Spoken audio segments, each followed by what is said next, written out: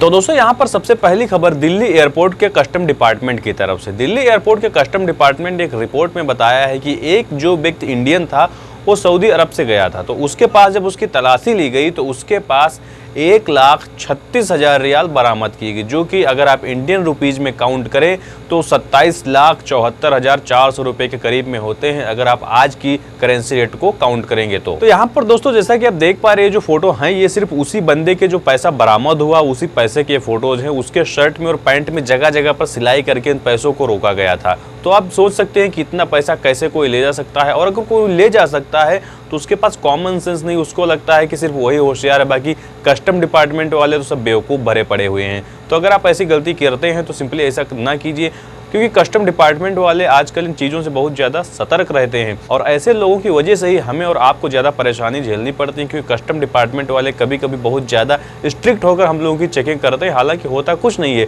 लेकिन वो लोग चेकिंग करने में पूरा सामान इधर से उधर कर देते हैं। इसके बाद दोस्तों दूसरी खबर सऊदी अरब की ministry of human resource and social development की तरफ से। जैसा कि आप लोग को मालूम है कि सऊदी अरब में इस वक्त 100% सऊदीजेशन होने की प्रोसेस बहुत ही ज़्यादा चल रही है और हर एक जगह पे अब अजनबियों को निकाल करके सऊदी को रखा जा रहा है, जो भी ऑफिशियल वर्क है मैं उनकी बात कर रहा हूं। तो इसी के साथ साथ सऊदी अरब की ministry of human resource and social development ने बताया है कि 18 प्रोफेशन और हैं जिनमें अब सिर्फ और सिर्फ सऊदी ही काम करेंगे। जो भी अजनबी वहां पर काम कर रहे हैं उनको निकाल दिया जाएगा, उनका अब इकामा रिन्यू नहीं किया जाएगा, उसके बाद उनको अपनी कंट्री भेज दिया जाएगा। इसके साथ साथ दोस्तों ह्यूमन रिसोर्स डिपार्टमेंट ये भी कहा है कि ह्यूमन रिसोर्स जो डिपार्टमेंट है उसमें भी अब सऊदी ही काम करेगा, वहां पर जो भी अजनबी है वो निकाल दिए जाएंगे। दोस्तों ह्यूमन रिसोर्स डिपार्टमेंट क्या होता है, अगर आप इसके बारे में डिटेल से जानना चाहते हो मैं आपको बता दूं। अगर आपने इंडिया में किसी कंपनी में काम किया होगा तो आपको मालूम कि वहां पर एक HR डिपार्टमेंट होता है, जिसको HR एडमिन भी कुछ लोग बोलते हैं। वहां पर जो नए एम्प्लॉय आते हैं तो HR डिपार्टमेंट उनको देखता है, उनके टेस्ट लेता है, उसके बाद वो डिसाइड करता है कि इनको कितनी सैलरी देनी चाहिए या फिर नहीं देनी चाहिए। तो वो जो डिपार्टमेंट जिसको आप HR का जो फुल फॉर्म होता है ह्यूमन रिसोर्स कह सकते हैं। इसका मतलब दोस्तों ये है कि सऊदी अरब में जो भी कंपनीज हैं उनमें जो भी HR डिपार्टमेंट के एम्प्लॉय होंगे, HR डिपार्टमेंट जो काम करने वाले होंगे वो सिर्फ और सिर्फ सऊदी रखे जाएंगे। अब जो भी अजनबी वहां पर हैं उनका इकामा रिन्यू नहीं किया। तो दोस्तों HR डिपार्टमेंट वाला तो हो गया सबसे पहला पॉइंट, लेकिन इसके साथ साथ सऊदी अरब की मिनिस्ट्री ने यह भी बताया है कि और भी कई सारे प्रोफेशन है जिनमें अब 100% सऊदीजेशन होगा। सिंपली सबसे पहले नंबर पर जो HR डिपार्टमेंट है, दूसरे नंबर पर आता है staff writer, time clerk, public receptionist, hotel receptionist, patient receptionist, complaint clerk, treasurer, private security guard. यहाँ पर दोस्तों अगर आप प्राइवेट सिक्योरिटी गार्ड की बात करें तो जैसा कि आपको मालूम है कि मैंने इस वाली वीडियो में आपको बताया था कि कुछ दिनों के बाद सऊदी अरब में प्राइवेट सिक्योरिटी गार्ड रखे जाएंगे।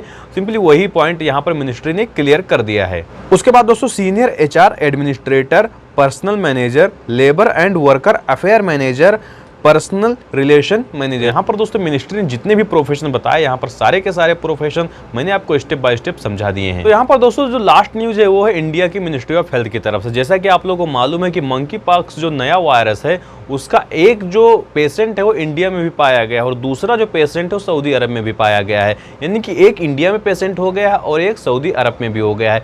तो इन सारे सिचुएशन को देखते हुए मिनिस्ट्री इसको लाइटली नहीं लेना चाहती है। इसलिए दोस्तों जो एयर सुविधा का रजिस्ट्रेशन आप करते थे अपनी फ्लाइट से 24 घंटे पहले, उनके पोर्टल में अब एक अपडेट लाया गया। जैसा कि आप लोग को मालूम है कि जो कोविड-19 आया था उसके जो सिम्टम्स थे और जो ये मंकी पॉक्स नया वेरिएंट आया है इसके जो सिम्टम्स हैं लगभग ये एक तरह के सिम्टम्स हैं, लेकिन जो मंकी पॉक्स है उसमें एक जो सिम्टम्स ज़्यादा बढ़ा दिया गया जो खुजली यानी इचिंग होती है।